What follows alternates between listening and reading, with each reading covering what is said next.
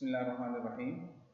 میرا نام عبدالرشید، میں سپیریئر کالج ڈیرہ خان سے آپ سے مخاطب ہوں۔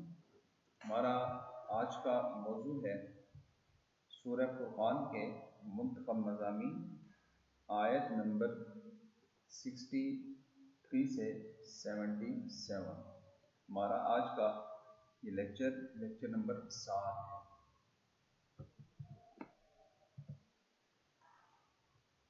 بسم اللہ الرحمن الرحیم۔ وعباد الرحمن الذین یمشون علی الارض ہونا اذا خاطبهم الجاہلون قالوا سلاما۔ آیت نمبر 63 میں ترجمہ: اور رحمان کے بندے وہ ہیں جو زمین پر دبے پاؤں چلتے ہیں، اور جب ان سے بے سمجھ لوگ بات کریں تو کہتے ہیں سلام ہے۔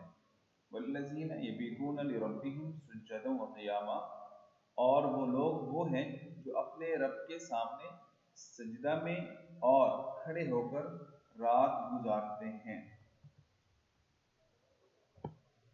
آیت نمبر 65۔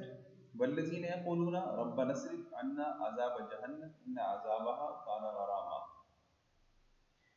اور وہ لوگ وہ ہیں جو کہتے ہیں ہمارے رب ہم سے دوزخ کا عذاب دور کر دے، بے شک اس کا عذاب پوری تباہی ہے۔ انہا ساءت مستقرا و مقاما، بے شک وہ برا ٹھکانہ اور بری قیام گاہ ہے۔ والذین اذا انفقوا لم یسرفوا ولم یقتروا وکان بین ذلک قواما، اور وہ لوگ جب خرچ کرتے ہیں تو فضول خرچی نہیں کرتے اور نہ تنگی کرتے ہیں، اور ان کا خرچ ان دونوں کے درمیان اعتدال پر ہوتا ہے۔ والذین لا يدعون مع اللہ الہا آخر ولا يقتلون النفس التي حرم اللہ الا بالحق ولا يزنون ومن يفعل ذلك يلقى اثاما، اور وہ جو اللہ کے سوا کسی اور معبود کو نہیں پکارتے اور اس شخص کو ناحق قتل نہیں کرتے جسے اللہ نے حرام کر دیا، زنا نہیں کرتے، اور یہ شخص نے یہ کیا وہ گناہ میں جا پڑا، یضاعف له العذاب یوم القیامت ویخلد فیہ مہانا، قیامت کے دن اسے دوگنا عذاب ہوگا اور اس میں ذلیل ہو کر پڑا رہے گا۔ الا من تاب وآمن وعمل عملا صالحا فاولئک یبدل اللہ سیئاتہم حسنات وکان اللہ غفورا رحیما، مگر جس نے توبہ کی اور ایمان لایا اور نیک کام کیے سو انہیں اللہ برائیوں کی جگہ بھلائیاں بدل دے گا، اور اللہ بخشنے والا مہربان ہے۔ ومن تاب وعمل صالحا فانہ یتوب الی اللہ متابا، اور جس نے توبہ کی اور نیک کام کیے تو وہ اللہ کی طرف رجوع کرتا ہے۔ والذین لا یشهدون الزور واذا مروا باللغو مروا کراما، اور جو بیہودہ باتوں میں شامل نہیں ہوتے اور جب بیہودہ باتوں کے پاس سے گزریں تو شریفانہ طور سے گزرتے ہیں۔ والذین اذا ذکروا بآیات ربہم لم یخروا علیہا صما وعمیانا، اور وہ لوگ جب انہیں ان کے رب کی آیتوں سے سمجھایا جاتا ہے تو ان پر بہرے اندھے ہو کر نہیں گرتے۔ تو عزیز طالبہ، یہ تھی ہماری آیات نمبر 63 سے 77 تک کا ترجمہ۔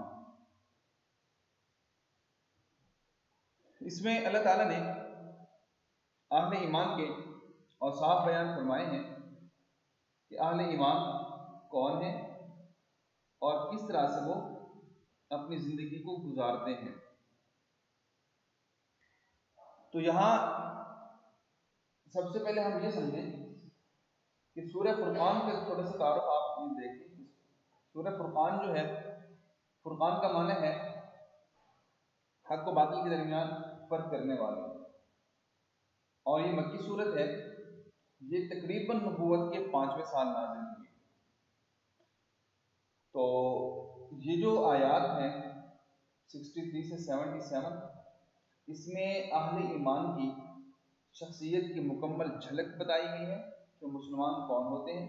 ایماندار مرد اور عورتوں کے شب و روز کے بارے میں بتایا گیا ہے، ان کا مشغلہ بتایا گیا، ان کا نصب العین بتایا گیا ہے، ان کی سوچ کیا ہوتی ہے، ان ان کے بنیادی کردار کیا ہوتے ہیں، ان آیات میں ایکچولی یہی بتایا گیا ہے، کیونکہ یہ آپ کا اجمالی خاکہ میں نے آپ کو دے دیا ہے۔ سب سے پہلے جو ہے اہل ایمان جو ہیں اللہ تعالیٰ کی عبادت کرتے ہیں۔ کیوں؟ جیسا کہ نام سے ظاہر ہے وعباد الرحمن الذین یمشون علی الارض ہونا، کہ اللہ کے بندے، عباد عبد کی جمع ہے، اللہ کے بندے، رحمان کے بندے، تو ظاہر ہے کہ انسان جو ہے جو اللہ کو مانتا ہے، اللہ کی پیروی کرتا ہے، اللہ کی عبادت کرتا ہے، اللہ تعالیٰ ان کی ہی اوصاف بیان کر رہے ہیں، ان کی خصوصیات کو بیان فرما رہے ہیں۔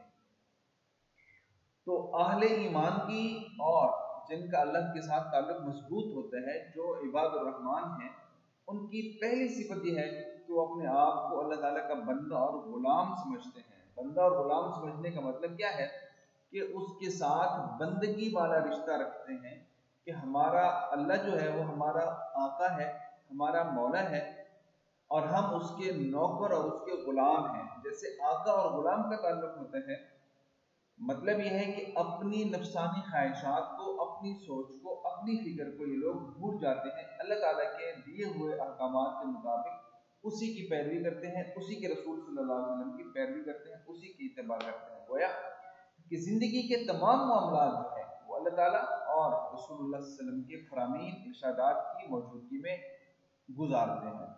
یہ ان کی سب سے پہلی صفت ہے۔ شرافت رفتار اور گفتار، عام طور پہ بہت سے لوگوں کو دیکھا گیا ان میں اکڑ ہوتی ہے، اپنے آپ کو کچھ سمجھتے ہیں، لیکن اہل ایمان جو ہیں ان میں شرافت ہوتی ہے، ان کے چلنے کا انداز آہستہ آہستہ ہوتا ہے، ان کے جو گفتار کا انداز ہوتا ہے وہ بھی اچھا ہوتا ہے۔ گویا ان کی جو چال ہے چلتے ہی اندازہ ہوتا ہے کہ جی یہ کس حساب کا بندہ ہے۔ ان کے چال میں تواضع ہوتی ہے، ان کے چال میں عاجزانہ چیز عجز نظر آتا ہے، اپنے آپ کو کم تر سمجھنا نظر آتا ہے۔ رسول پاک صلی اللہ علیہ وسلم کے بارے میں یہ ہے کہ آپ جب چلتے تھے تو اس طرح سے فیل ہوتا تھا کہ آپ جیسے چڑھائی سے نیچے اتر رہے ہیں۔ آدمی جب چڑھائی سے نیچے اترتا ہے تو تھوڑا سا جھکا ہوا ہوتا ہے، کیئر کے ساتھ اترتا ہے کہ کہیں میں گر نہ جاؤں۔ تو یہ جو بندے ہوتے ہیں اللہ تعالیٰ کے بندے عباد الرحمان، جن کے دلوں میں اللہ کی یاد ہر وقت تازہ ہوتی ہے، تو ان کی چال میں عاجزی نظر آتی ہے، اور ان کا جو چال چلن ہوتا ہے، آپ ان سے بات کر کے دیکھ لیں، آپ کو ان کے چال چلن سے اندازہ ہو جائے گا، ان کی گفتگو سے اندازہ ہو جائے گا کہ ان کے اندر اللہ تعالیٰ کی محبت، اللہ تعالیٰ کی عظمت موجود ہے۔ اور دوسری بات یہ ہے، اللہ تعالیٰ نے خود اہل ایمان کی یہ صفت بیان فرمائی کہ لا تمشی فی الارض مرحا، کہ زمین کے اندر اکڑ اکڑ کے مت چلو۔ یہ جو اکڑ اکڑ کے چلنا ہوتا ہے، اس سے اللہ تعالیٰ کو بہت ہی غصہ آتا ہے۔ حدیث قدسی ہے، الکبر ردائی، کبر، تکبر، غرور، اللہ فرماتے ہیں یہ میری چادر ہے، اور جو بندہ غرور کرتا ہے، تکبر کرتا ہے، بڑائی کرتا ہے، گویا وہ اللہ تعالیٰ کی چادر کو کھینچ رہا ہے، اور اللہ تعالیٰ کبھی یہ برداشت نہیں کر سکتے کوئی اللہ تعالیٰ کی چادر پہ ڈاکہ ڈالے۔ رسول پاک صلی اللہ علیہ وسلم نے بھی اس سے منع فرمایا کہ انسان جو ہے اپنی زندگی میں عاجزی اختیار کرے، اور گفتگو جو ہوتی ہے شائستہ ہوتی ہے، لہجہ نرم و نازک ہوتا ہے، ان کی بات کرنے کا انداز مختلف ہوتا ہے عام لوگوں سے، اور ان کی جو بات ہوتی ہے وہ پر اثر ہوتی ہے، یہ ان کی صفت ہے۔ جو حالات سے معاملات، وَإِذَا خَاطَبَهُمُ الْجَاهِلُونَ قَالُوا سَلَامًا، آپ نے عام طور پہ دیکھا ہوگا کہ جن لوگوں کے پاس علم نام کی کوئی چیز ہی نہیں ہوتی، جب وہ کسی سے بات کرتے ہیں تو ایسے اپنے آپ کو باور کرانے کی کوشش کرتے ہیں کہ ہمارے پاس بہت کچھ نالج ہے، بہت کچھ علم ہے، اور آگے والے بندے کو لاجواب کرنے کی کوشش میں ہوتے ہیں۔ جبکہ اہل علم کا جو طریقہ کار ہے، یا اہل علم کا جو وتیرہ ہے، وہ یہ ہے کہ بات کریں گے تو اچھے انداز سے کریں گے، نہیں تو اس طرح کا کوئی جاہل سا بندہ جو اپنے آپ کو منوانے کی کوشش کرتا ہے، تو اس کے ساتھ ان کا جو رویہ ہوتا ہے اس سلامتی والا ہی ہوتا ہے، بھائی آپ اپنے معاملات میں خوش رہو، تم پر اللہ کی سلامتی ہو۔ یعنی کہ ان کی बुरी आदत के जवाब में उनको दुआएं ही देते हैं। ये अहले ईमान का वस्फ है, अहले ईमान की सिफत है। क़ियामुल लैल वल्लज़ीना यबीतूना लिरब्बिहिम सुज्जदन व क़ियामा। अहले ईमान की अल्लाह ताला ने जो सबसे बड़ी सिफत बयान की है कि वो रातों को अल्लाह ताला की इबादत में गुजार देते हैं।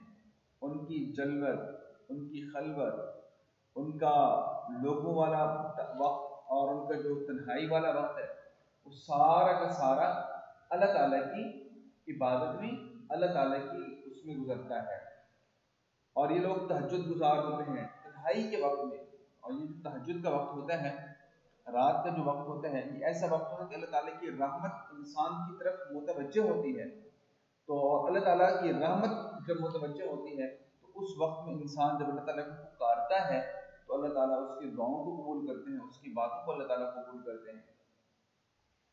और तहज्जुद की तो हुजूर पाक सल्लल्लाहु अलैहि वसल्लम ने बहुत बड़ी फजीलत बयान फरमाई है। आप सल्लल्लाहु अलैहि वसल्लम ने फरमाया, आपस में सलाम किया करो, खाने खिलाओ, जब लोग सो जाएं तो नमाज पढ़ो और सलामती से जन्नत में दाखिल हो जाओ। देखें, ये क़ियामुल लैल है, जाहिर है कि नफिल नमाज में आता है, तहज्जुद नफिल नमाज में आती है।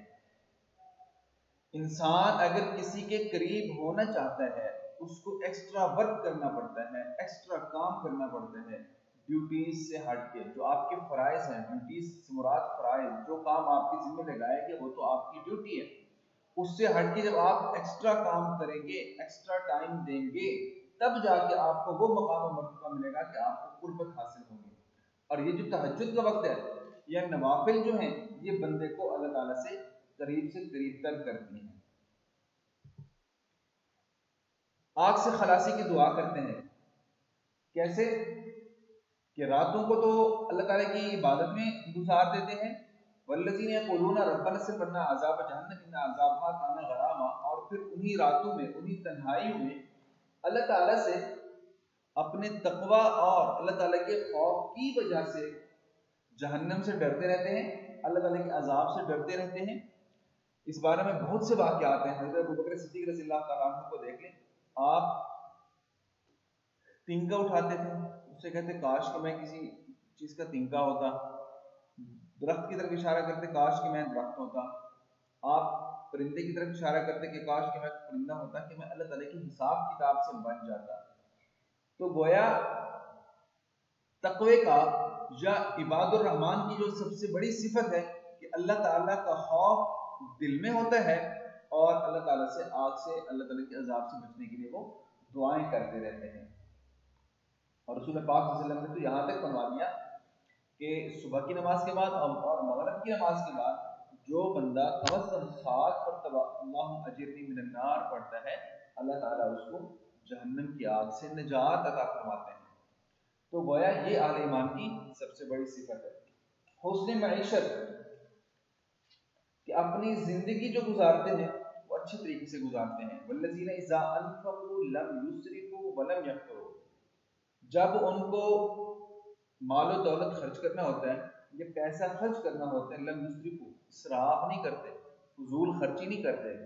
इसराफ कहते हैं फजूल खर्ची को, वलम यक़्तुरू इससे मुराद बुख़्ल करना, यानी इंसान इतना माल भी खर्च न करे कि फजूल खर्ची में चला जाए, और इंसान इतनी भी कंजूसी इख्तियार न करे, बुख़्ल इख्तियार न करे कि ज़रूरियात ज़िंदगी भी उसकी पूरी ना हो। यानी कि अहले ईमान की सिफत क्या है कि वो इत्तेदाल से काम करते हैं, बुख़्ल से और इसराफ से इज्तिनाब करते हैं। हुज़ूर पाक सल्लल्लाहु अलैहि वसल्लम ने फरमाया, फ़िक़्हुर रजुली क़स्दुहु फ़ी मईशतिही, यानी मईशत में मियाना रवि अपनाना इंसान के ज़हीन और हकीम और फतीन होने की निशानी है। वो कैसे? बल्कि दूसरी जगह पे आप सल्लल्लाहु अलैहि वसल्लम ने फरमाया, अल इक़्तिसादु फ़ी नफ़क़ति निस्फ़ुल मईशा, के मईशत में को मियाना रवि इख्तियार करने वाला ही इंसान कामयाब होता है। जिसने पुरसुकून और अच्छी जिंदगी गुजारनी है, वो अपनी मईशत को अच्छा कर ले, यानी अपनी आमदनी के मुताबिक अखराजात करे और अपनी आमदनी के मुताबिक ही फजूल खर्ची ना करे, और अपनी आमदनी जितनी है उसमें इतना बुखल भी ना करे कि इंसान के ऊपर बुखल का लेवल लग जाए। شرک سے اجتناب کرتے ہیں. والذین لا يدعون مع اللہ الہا آخر، وہ اللہ تعالیٰ کے سوا کسی دوسرے انسان کو نہیں پکارتے.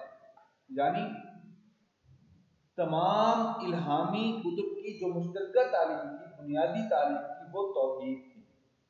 اللہ تعالیٰ کی وحدانیت کی تبلیغ، اللہ تعالیٰ کی وحدانیت کا اعلان ہر نبی نے کیا. جتنے بھی انبیاء آئے، جتنے بھی رسول آئے، انہوں نے آ کے بتایا کہ اللہ تعالیٰ واحد ذات ہے. اللہ تعالیٰ کی ذات میں، صفات میں اور عبادت میں کوئی شریک نہیں ہے. اور اسی کے بارے میں اللہ تعالیٰ نے خود فرما دیا ان الشرک لظلم عظیم، کہ شرک جو ہے بہت بڑا ظلم ہے. انسان اپنی ذات کے اوپر ظلم کرتا ہے. کیوں؟ اس لیے کہ ان اللہ لا یغفر ان یشرک به ویغفر ما دون ذلک لمن یشاء، کہ جو شخص شرک کرتا ہے وہ ہمیشہ کے لیے جہنم میں جائے گا، اس کی بخشش کبھی نہیں ہوگی. اس کے علاوہ ویغفر ما دون ذلک لمن یشاء، انسان سے اگر کوئی اور گناہ سرزد ہو جائے اور وہ اللہ تعالیٰ سے معافی کی درخواست کرے تو اللہ تعالیٰ اس کو معافی عطا فرما دیتے ہیں. تو اہل ایمان جو ہیں وہ شرک سے بچتے ہیں اور شرک سے اجتناب کرتے ہیں، قتل نہ حق سے اجتناب کرتے ہیں. جی دوسری صفت ان کی یہ بیان ہوئی ولا یقتلون النفس التي حرم اللہ الا بالحق، کہ انسان جو ہے ناحق کسی کو قتل کرتا ہے تو ناحق کسی کو قتل کرنے والا جو ہوتا ہے وہ مسلمان نہیں ہوتا. حدیث میں آپ صلی اللہ علیہ وسلم نے فرمایا سباب المسلم فسق وقتالہ کفر، کہ مسلمان کو گالی دینا بہت بڑا جرم ہے اور مسلمان کو قتل کرنا کفر ہے.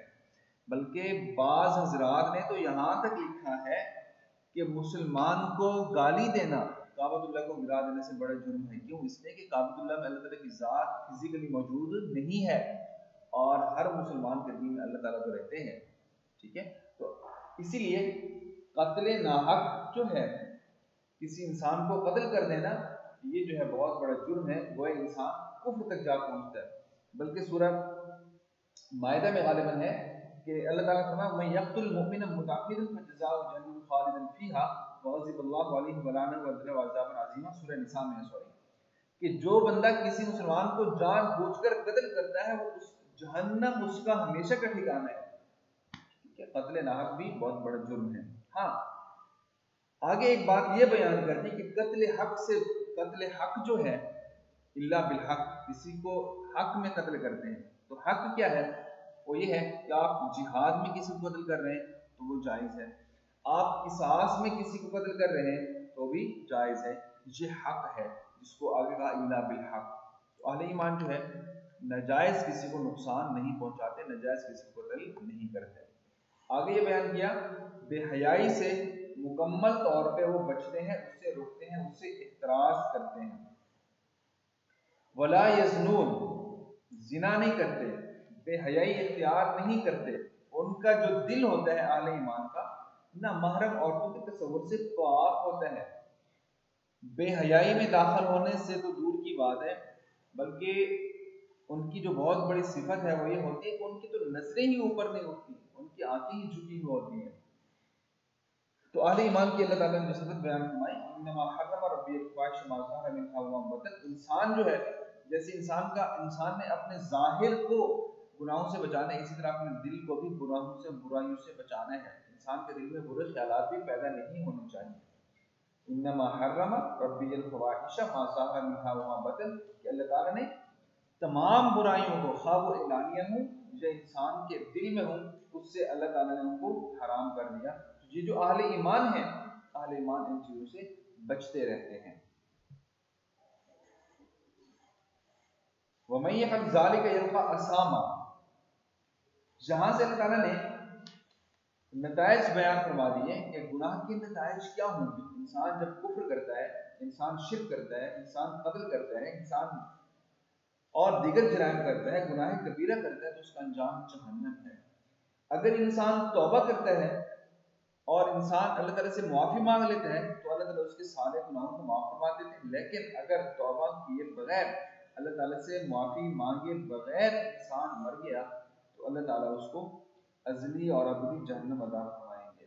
یعنی کہ اگر وہ ایسے گناہ جو گناہ کبیرہ ہیں، تو اسی لیے انسان کو اللہ تعالیٰ سے معافی بھی مانگنی چاہیے، اللہ تعالیٰ سے بخشش بھی طلب کرنی چاہیے اور جو ہے انسان کو بچنا بھی چاہیے۔ توبہ کی ترغیب اور اصلاح احوال۔ یضاف له العذاب یوم القیامت رسول کی مہانہ، یہ تو پیچھے والا بتا دیا کہ انسان جب گناہ کرتا ہے تو اللہ تعالیٰ اس کو ڈبل گناہ بھی دیتا ہے جب اللہ تعالیٰ کی بات نہیں مانتا۔ لیکن الا من تاب وآمن وعمل صالحا، انسان جب اللہ تعالیٰ کے سامنے آتا ہے، اپنے گناہوں کا اعتراف کرتا ہے، اللہ تعالیٰ سے معافی مانگتے ہیں، معافی مانگنے کے بعد اپنی اگلی زندگی اچھے اعمال میں گزار دیتا ہے تو فاولئک یبدل اللہ سیئات حسنات، اللہ تعالیٰ فرماتے ہیں دیکھیں بہت بڑا انعام ہے اللہ تعالیٰ کے اس میں، یہ ایسا انعام ہے، یہ ایسا کام ہے کہ دنیا کی کسی قانون میں، دنیا کی کسی عدالت میں ایسی چیز نہیں ہے۔ فَأُولَٰئِكَ يُبَدِّلُ اللَّهُ سَيِّئَاتِهِمْ حَسَنَاتٍ، آپ کوئی جرم کرتے ہیں، کسی ملک کے قانون کو توڑتے ہیں، تو آپ سزا ختم کرنے کے بعد جب آپ وہاں سے نکلتے ہیں تو آپ کے گناہوں کی تلافی تو ہو چکی ہوتی ہے، لیکن وہ گناہ کا جو لیبل ہوتا ہے وہ آپ پہ لگا ہوا ہوتا ہے۔ لیکن اللہ کی ذات ایسی ذات ہے، فرمایا کہ آپ جب توبہ کر لو گے، توبہ کرنے کے بعد ہم آپ کے ان گناہوں کو معاف کریں گے، بلکہ جتنے گناہ کیے تھے ان کو ہم نیکیوں سے بدل دیں گے۔ کتنی اللہ پاک کی بڑی مہربانی ہے کہ اہل ایمان کے ساتھ جو توبہ کرنے والے ہیں ان کے ساتھ اللہ تعالیٰ نے کتنا مہربانی کی ہے کہ آپ بس اللہ تعالیٰ کے دروازے پہ آ جاؤ، اللہ تعالیٰ سے معافی مانگ لو، اللہ تعالیٰ تمہارے سارے گناہوں کو معاف فرما دیں گے۔ اس لیے فرمایا اولئک یبدل اللہ سیئات حسنات، اللہ تعالیٰ اس کے گناہوں کو معاف فرما دیں گے۔ ومن تاب وعمل صالحا فانه یتوب الی اللہ متابا، اور جس شخص نے توبہ کی اور اچھے اعمال کیے تو یوں سمجھ لیں کہ اس کا ٹھکانہ اللہ تعالیٰ کی طرف ہے، وہ اللہ تعالیٰ کی طرف جھکتا ہے، اللہ تعالیٰ کی طرف رجوع کرتا ہے۔ توبہ کے بارے میں بلکہ اللہ تعالیٰ نے یوں فرمایا ہے کہ الذین آمنوا توبوا الی اللہ توبۃ نصوحا، اے ایمان والو تم اللہ تعالیٰ کی طرف توبہ کرو، توبہ نصوحا، یعنی کہ اپنے گناہوں کو ایسی توبہ کرو، سچی توبہ کرو جو آپ کے دل کے اندر ایسی توبہ ہو۔ اور سچی توبہ کیا ہے؟ سچی توبہ یہ ہوتی ہے کہ انسان جب اللہ تعالیٰ کے دروازے پہ آئے یہ عزم کرے کہ یا اللہ جو گناہ مجھے سرزد ہو چکے ہیں اس کے بعد آئندہ میں گناہوں کو کبھی سرزد نہیں کروں گا۔ گویا دو چیزیں آ گئیں، پچھلے گناہوں پہ ندامت، آئندہ گناہ نہ کرنے کا عزم، یہ توبہ ہے۔ پچھلے گناہوں کا ان پہ ندامت، ان کی ازالے کی کوشش اور آئندہ گناہوں سے بچنے کا عزم، اس کا نام توبہ ہے۔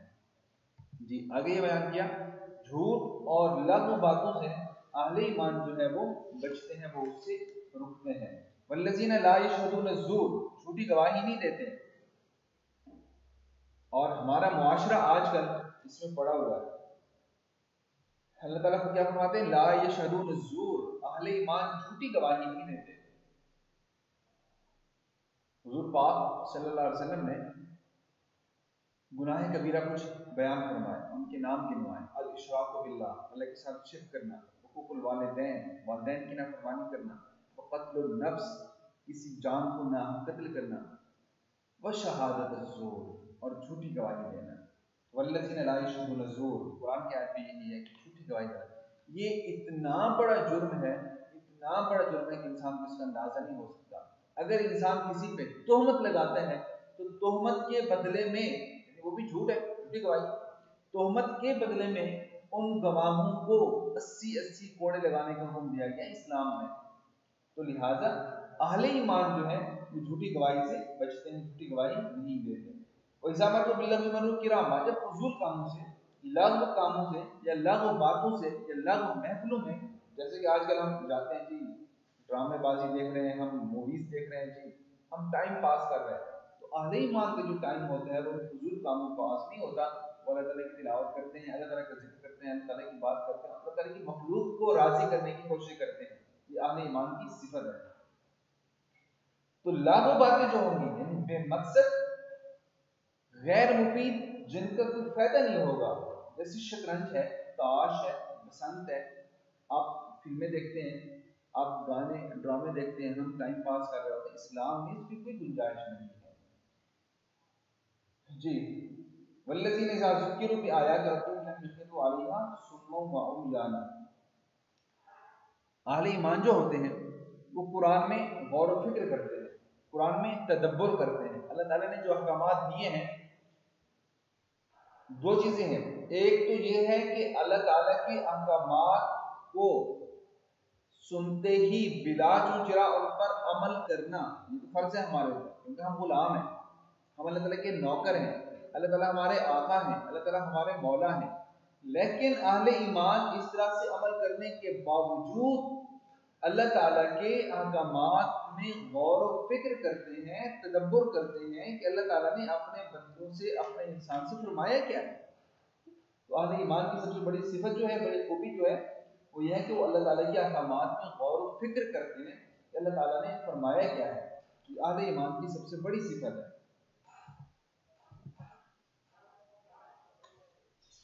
والذین یقولون ربنا هب لنا من ازواجنا وذرياتنا قرۃ اعین واجعلنا للمتقین اماما، جہاں جو ہے اللہ تعالیٰ نے اشارہ کر دیا کہ اہل ایمان جو ہوتے ہیں وہ اپنی اولاد کی تربیت اچھی کرتے ہیں۔ کیوں تربیت اچھی کرتے ہیں؟ دیکھیں، اولاد جو ہے، اولاد آدمی کے لیے ایک ذخیرہ ہوتی ہے۔ یہ دوسرے لفظوں میں اولاد جو ہے انسان کے خزانے میں چھوڑا ہوا، جب انسان اس دنیا سے چلا جاتا ہے تو یہی اولاد ہی ہوتی ہے جو اپنے والدین کا نام روشن کرتی ہے، اور یہی اولاد ہوتی ہے جو ایسے کام کرتے رہتی ہے جن کا والدین کو ثواب ملتا رہتا ہے۔ تو اہل ایمان کی سب سے بڑی خوبی کیا ہے؟ اپنی اولاد کی اچھی تربیت کرتے ہیں، اور اچھی تربیت کرنے کے ساتھ ساتھ ان کو اچھی ان کی تعلیم کا انتظام کرتے ہیں، ان کی اچھی تربیت کرتے ہیں، اور اللہ تعالیٰ سے یہ دعا کرتے ہیں کہ یا اللہ ہمیں بھی اچھا بنا اور ہماری اولاد کو بھی اچھا بنا۔ اور جو یہاں پہ سب سے بڑی بات بیان فرما دی، حب لنا من ازواجنا وذریاتنا قرۃ اعین، ہماری زندگی ہمارے اہل و عیال کی طرف سے، ہمارے گھر والوں کی طرف سے، ہماری اولاد کی طرف سے ایسی ہو کہ پرسکون زندگی ہم گزاریں، ہماری زندگی جنت بن جائے۔ قرۃ اعین، آنکھوں کی ٹھنڈک۔ آنکھوں کی ٹھنڈک کب ہوگی؟ اولاد، جب اولاد اچھی ہوگی، جب اولاد والدین کی عزت کرنے والی ہوگی، جب اولاد والدین کا احترام کرنے والی ہوگی۔ تو اہل ایمان جو دعا کرتے ہیں وہ یہی کرتے ہیں کہ اللہ ہماری اولاد کو اچھا بنا دے۔ حضرت ابراہیم علیہ السلام نے دعا فرمائی تھی، رب هب لي من الصالحین، اللہ مجھے بیٹا تو عطا فرمانا لیکن نیکوکار بیٹا ہو، فرما بردار بیٹا ہو، اطاعت شعار بیٹا ہو۔ تو اہل ایمان جو ہے اپنی اولاد کی تربیت اس انداز سے کرتے ہیں کہ ان کے اولاد جو ہے ان کے لیے باعث فخر ہوتی ہے، اولاد ان کے لیے باعث ننگ و عار نہیں ہوتی۔ اچھا انجام اور اجر عظیم۔ اب اللہ تعالیٰ نے ان کے لیے انعام کا وعدہ فرمایا، اولئک، یہی لوگ ہیں، یجزون الغرفہ بما صبروا ویلقون فیہا تحیۃ وسلاما، یہ ایسے لوگ ہیں کہ جن پر اللہ تعالیٰ نے جنت کے دروازے کھول دیے۔ ایسے لوگ ہیں، ان صفات کی جو حامل افراد ہیں وہ ایسے لوگ ہیں کہ دنیا میں ان کا جو دل ہے اطمینان کے ساتھ رہے گا، ضمیر فروش نہیں ہوگے، ان کا ضمیر ایمان کے ساتھ منسلک ہوگا، اپنی عبادات میں وہ لذت محسوس کریں گے اور اپنی عبادات میں وہ دلچسپی محسوس کریں گے، عبادات میں ان کو خوشی محسوس ہوگی۔ بلکہ حضور پاک صلی اللہ علیہ وسلم نے فرمایا المؤمن فی المسجد کالسمک فی الماء، آدمی مسجد میں ایسے ہوتا ہے کہ جیسے مچھلی پانی میں، مچھلی کو پانی سے باہر نکالیں تو مچھلی تڑپنے لگتی ہے۔ اللہ کے رسول نے فرمایا کہ مسلمان کی جو صفت ہے سب سے بڑی وہ یہ ہے کہ مسلمان کا دل جو ہے وہ مسجد سے، وہ اللہ تعالیٰ کے گھر سے لگا رہتا ہے، اٹکا رہتا ہے۔ انسان ضروریات کے تعلق اگر باہر جاتا ہے تو پھر بے چین ہوتا ہے کہ کب میں اللہ کے دروازے میں جاؤں، کب میں اللہ کے پاس جاؤں، اللہ کے گھر میں جاؤں۔ جب انسان کی یہ کیفیت ہو تب اللہ تعالیٰ کیا فرماتے ہیں، یجزون الغرفہ بما صبروا، کہ میں جی جنت میں نے ان کو دے دی، یہ لوگ جنت کے وارث ہیں، خالدین فیہا، ہمیشہ اس میں رہیں گے، حسنت مستقرا و مقاما، بہت ہی اچھا ٹھکانا ہے۔ اب جس ٹھکانے کو اللہ تعالیٰ اچھا ٹھکانہ فرما دے، اس سے بڑا ٹھکانہ اچھا ٹھکانہ اور کون سا ہو سکتا ہے؟ قُلْ مَا يَعْبَأُ بِكُمْ رَبِّي لَوْلَا دُعَاؤُكُمْ فَقَدْ كَذَّبْتُمْ فَسَوْفَ يَكُونُ لِزَامًا۔ جہاں یہ بیان فرما دیا کہ اگر اللہ تعالیٰ تمہاری دعاؤں کو قبول نہ کرتے اور تم اللہ تعالیٰ کو سے دعا نہ مانگتے تو اللہ تعالیٰ کو اگر تم نے جھٹلایا ہوتا تو اللہ تعالیٰ تمہیں جو ہے جہنم میں ڈال دیتے۔ یعنی وہ لوگ جو اپنی جہالت کی وجہ سے، اپنے تکبر کی وجہ سے اللہ تعالیٰ سے دعا نہیں کرتے، اللہ تعالیٰ سے اس طرح سے دعا نہیں مانگتے جس طرح سے انسان کو دعا مانگنی چاہیے کہ اللہ تعالیٰ کو رونا گڑ گڑانا پسند ہے کہ انسان اللہ تعالیٰ کے سامنے روئے، اللہ تعالیٰ کے سامنے گڑ گڑائے، اللہ تعالیٰ کو اللہ ہی سمجھے تو اللہ جل شانہ اس کو کامیابی عطا فرماتے ہیں۔ بلکہ اللہ تعالیٰ نے تو یہاں تک فرما دیا وَإِذَا سَأَلَكَ عِبَادِي عَنِّي فَإِنِّي قَرِيبٌ، بندے میرے آپ سے پوچھتے ہیں کہ میرے بارے میں سوال کریں تو آپ ان سے کہیں کہ اللہ دور نہیں ہے، اللہ آسمانوں پہ نہیں ہے، اللہ آپ کے دل میں ہے، اللہ آپ کے پاس ہے۔ نحن اقرب الیہ من حبل الورید، اللہ خود فرماتے ہیں کہ ہم تو تمہاری شارک سے بھی زیادہ قریب ہیں۔ تو اس لیے فرمایا کہ جب میرے بندے آپ سے میرے بارے میں سوال کریں تو انی قریب، ان سے آپ فرما دیں کہ میں تمہارے قریب ہوں، اجیب دعوت الداعی اذا دعان، جب تم مجھے پکارتے ہو تو میں تمہاری پکار کا، تمہارے بولنے کا جواب تک دیتا ہوں، اس سے بڑی بات اور کیا ہوگی؟ تو اسی لیے ترک دعا پہ جو وعید دی ہے کہ جو بندہ دعا نہیں کرتا تو اللہ تعالیٰ فرماتے ہیں ان قریب وہ لوگ ذلیل و خوار ہوں گے، ان کی کوئی عزت نہیں ہوگی۔ جیسے انہوں نے دنیا میں تکبر کیا تو اللہ تعالیٰ ان کو آخرت میں ذلیل کریں گے۔ دنیا میں انہوں نے یہ سمجھا کہ سب کچھ ہم ہیں، ہمارے پاس سب کچھ ہے، لیکن ظاہر حقیقت میں سب کچھ کس کے پاس ہے؟ اللہ تعالیٰ کے پاس ہے۔ تو اسی لیے اہل ایمان کی جو صفات بیان کی گئی ہیں، اللہ تعالیٰ سے دعا ہے کہ اللہ تعالیٰ ہمارے اندر وہی صفات پیدا فرما دے اور ہمیں پکا سچا مسلمان بنا دے۔ اس طرح یہ تھا ہمارا سورہ فرقان اور تقریباً ہمارا پہلا چیپٹر کمپلیٹ ہو چکا ہے۔ انشاءاللہ آگے ہم سیکنڈ چیپٹر پڑھیں گے۔ آپ دوستوں کو کوئی سوال پوچھنا ہو، کوئی سوال کرنا ہو، کوئی کنفیوژن ہو اور کوئی بات آپ کو سمجھ نہ آ رہی ہو تو آپ میرے دیے ہوئے نمبر پہ کانٹیکٹ کر سکتے ہیں۔ اللہ حافظ، اپنا خیال رکھیے گا۔